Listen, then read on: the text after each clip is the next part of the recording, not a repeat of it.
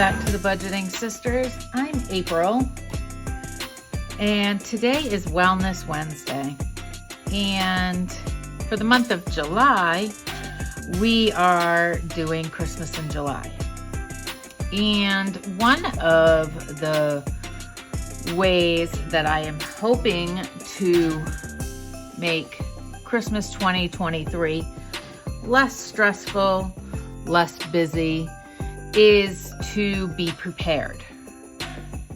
And one of the ways I am doing that is by doing this form in front of us, which says Christmas shopping list.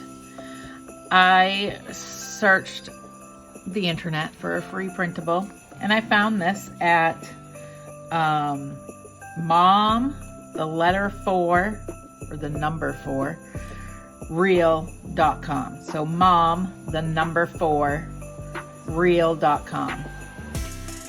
So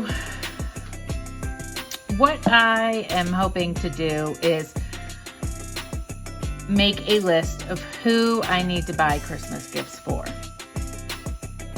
I don't know what I want to get them yet, or the price, but I am going to be doing a video about the Christmas budget. But what I liked about this form was purchased and packaged. So I have a lot of gifts that need to be mailed. Pretty much majority of the people I buy Christmas for are going to have to be mailed. So this is important for me because mailing of the packages can be quite expensive. And I like to break that out over a few paychecks so that I'm not going to the post office once and dropping $150 out of one paycheck, or although if I'm paying with cash, it'll be in the budget. So that's to be determined. That's a new thing I haven't thought about yet. If I'm paying Christmas with cash and it's all in the budget and it's all saved for with savings challenges, maybe this year I can just make one trip to the post office and mail out everybody's packages, which would be great. Although the post office is not that far from my house, but it's less trips. So who in my house? I have my father, and I have daughter number 2. And outside of my house, but in my immediate family, I have daughter number 1, son-in-law number 1. I have my G-baby number 1 and my G-baby number 2. Also outside of my house is I have my sister and I have my brother-in-law. Now, obviously, if you were making this at home, you would be listing out their names. Also on this list would be my best friend's 2 children that nieces. I never know how to spell niece.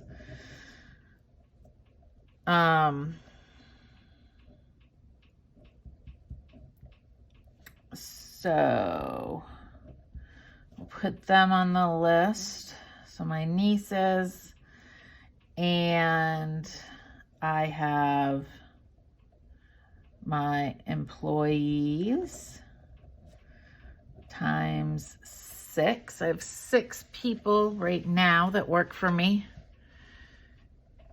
Hopefully by Christmas it'll be 7, but that's to be determined. I also would like to do something for my neighbors. My neighbor number one.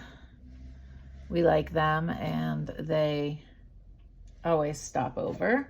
So I'd like to have something to give them.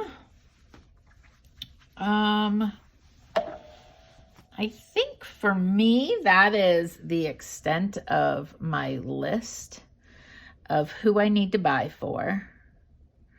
And everybody needs to get mailed except for 3. So that's a lot of packages that need to be mailed out.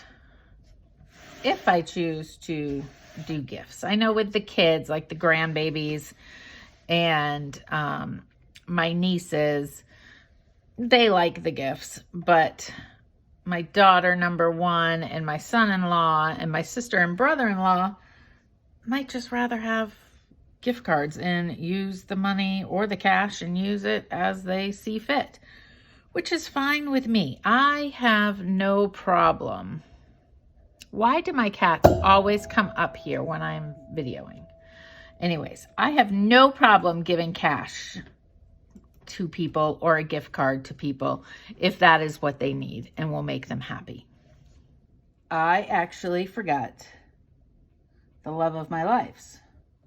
We have dog number 1, dog number 2, cat number 1, cat number 2, and cat number 3. They always get Christmas stockings with toys and treats in them. So we can't forget them because we are going to spend money on them. So this is my starting point. This is where I make the list of who I need to buy gifts for. And then based on that list, I'm going to, in the next video, look at my budget, decide how I'm going to divvy out the funds, and maybe write down some ideas. I'm going to go back to this form for the when that person's all purchased, whether or not it's mailed out. I might end up creating my own form just so that I can keep track of everything on one. But so this is where I am right now. Now, I'll be the first to say this is the first year I have ever put this much thought and effort into Christmas, especially this far in advance. And I've said it before in this video and in our other Christmas and July videos. It is my hope to have a stress-free Christmas. And I'm hoping that this planning will make it go smoothly, as stress-free as possible, and financially not using credit cards, not breaking the bank, not digging into my emergency fund, because Christmas is not an emergency, guys. It comes on December 25th every year. And if you don't celebrate Christmas, but you celebrate Hanukkah or something else, it pretty much happens every year, roughly around the same time frame. Might not be the same date on the calendar, but you know it's coming. It should be a sinking fund year round, but I kind of missed the boat on that to start in December. So we'll start in July with Christmas in July and prepare and do the best effort possible to have all the cash in hand and all gifts bought and mailed or delivered before Christmas. Let me know in the comments what you're doing to help you prepare for Christmas. Doesn't have to be on fancy forms. I'm a notebook girl, so I'm sure eventually I'm gonna have a notebook specifically just for Christmas, even if it's just a little notebook this size. I got notebooks everywhere. That's why I'm not allowed to buy any this year, because I have so many. So let me know what you're doing.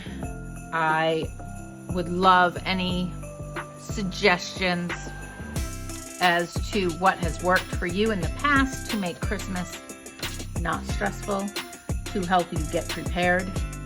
And let's do this. All right? You have a great Wednesday. I will chat with you again on Friday with a video on my Christmas budget. Have a great day.